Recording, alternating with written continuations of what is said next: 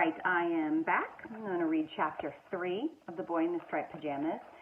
If you remember, Chapter 2 ended with Bruno finding this little window in his bedroom, and he was kind of tiptoeing over there. He was going to stand on his tippy toes to look out, and he's hoping he can see all the way to Berlin, but we know that that's probably not the case. So Chapter 3 is called The Hopeless Case, and it's been talked about a couple times. If you remember, the hopeless case is his sister Gretel, absolutely hopeless, according to Bruno. Chapter 3. Bruno was sure that it would have made a lot more sense if they had left Gretel behind in Berlin to look after the house, because she was nothing but trouble. In fact, he had heard her described from any number of occasions as being trouble from day one. Gretel was 3 years older than Bruno, and she made it clear to him from as far back as he could remember that when it came to the ways of the world, particularly any events within the world that concerned the two of them, she was in charge. Bruno didn't like to admit that he was a little scared of her, but if he was honest with himself, which he always tried to be, he would have admitted that he was. She had some nasty habits, as was to be expected from sisters. She spent far too long in the bathroom in the mornings, for one thing, and didn't seem to mind if Bruno was left outside, hopping from foot to foot, desperate to go. She had a large collection of dolls positioned on shelves around her room that stared at Bruno when he went inside and followed him around, watching whatever he did. He was sure that if he went exploring in her room when she was out of the house, they would report back to her on everything he did. She had some very unpleasant friends, too, who seemed to think that it was clever to make fun of him, a thing he never would have done if he had been 3 years older than her. All Gretel's unpleasant friends seemed to enjoy nothing more than torturing him and said nasty things to him whenever Mother or Maria were nowhere in sight. Sounds like a pretty typical older sister, huh? Bruno's not 9, he's only 6, said one particular monster over and over again in a sing-song voice, dancing around him and poking him in the ribs. I'm not 6, I'm 9, he protested, trying to get away. Then why are you so small? Asked the monster. All the other 9-year-olds are bigger than you. This was true, and a particular sore point for Bruno.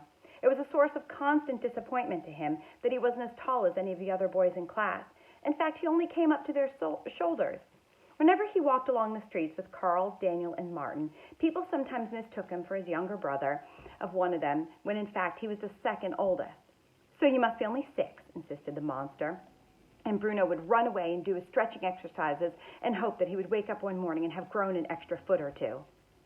I can't help but think that I should probably take this advice too. So one good thing about not being in Berlin anymore was the fact that none of them would be around to torture him. Perhaps if he was forced to stay at the new house for a while, even as long as a month, he would have grown by the time they returned home, and then they wouldn't be able to be mean to him anymore. It was something to keep in mind anyway if he wanted to do what Mother had suggested and make the best of a bad situation. He ran into Gretel's room without knocking and discovered her placing her civilization of dolls on various shelves around the room. What are you doing in here? She shouted, spinning around. Don't you know you don't enter a lady's room without knocking? You didn't bring all your dolls with you, surely, asked Bruno, who had developed a habit of ignoring most of his sister's questions and asking a few of his own in their place. Of course I did, she replied. You don't think I'd have left them at home. Why, it could be weeks before we're back there again. Weeks, said Bruno, sounding disappointed, but secretly pleased because he'd resigned himself to the idea of spending a month there. Do you really think so? Well, I asked Father, and he said we would be here for the foreseeable future. What is the foreseeable future exactly? Asked Bruno, sitting down on the side of her bed. It means weeks from now, said Gretel with an intelligent nod of her head, perhaps as long as 3. Now, you can tell Gretel is sort of a know-it-all, and so she said the foreseeable future means weeks from now. Do you know what the foreseeable future means? It literally means as long as we can foresee, so probably longer than a few weeks.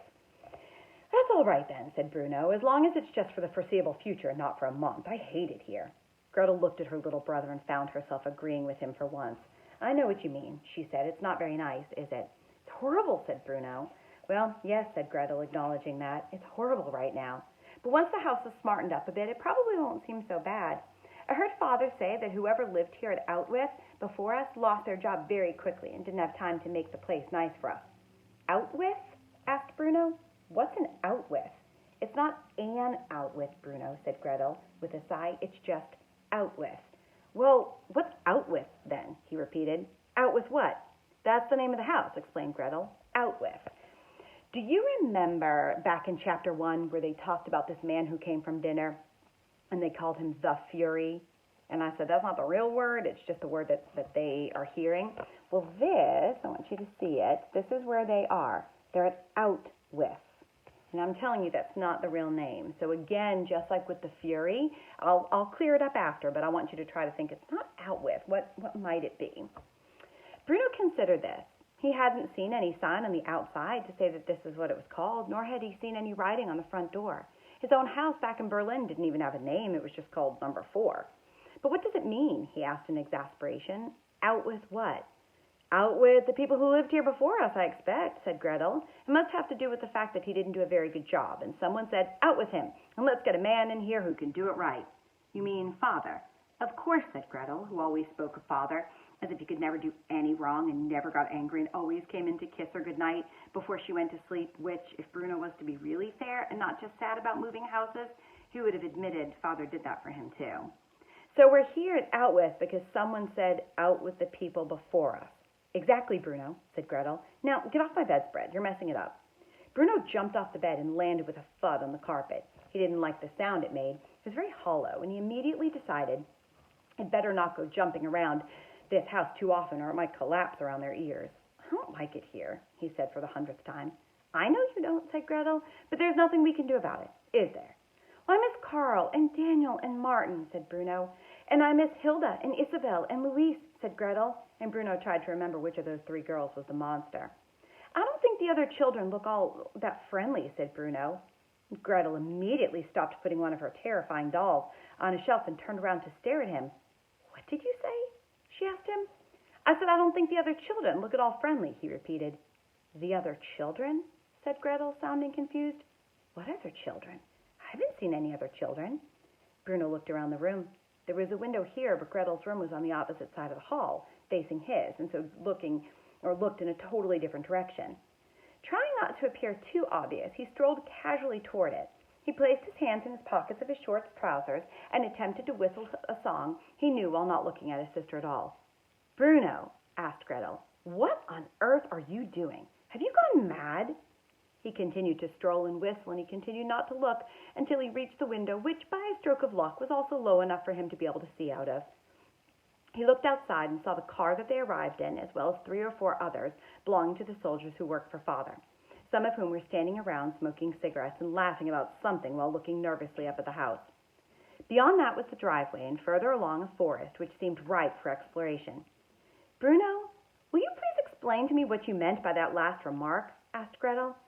Well, there's a forest over there, said Bruno, ignoring her.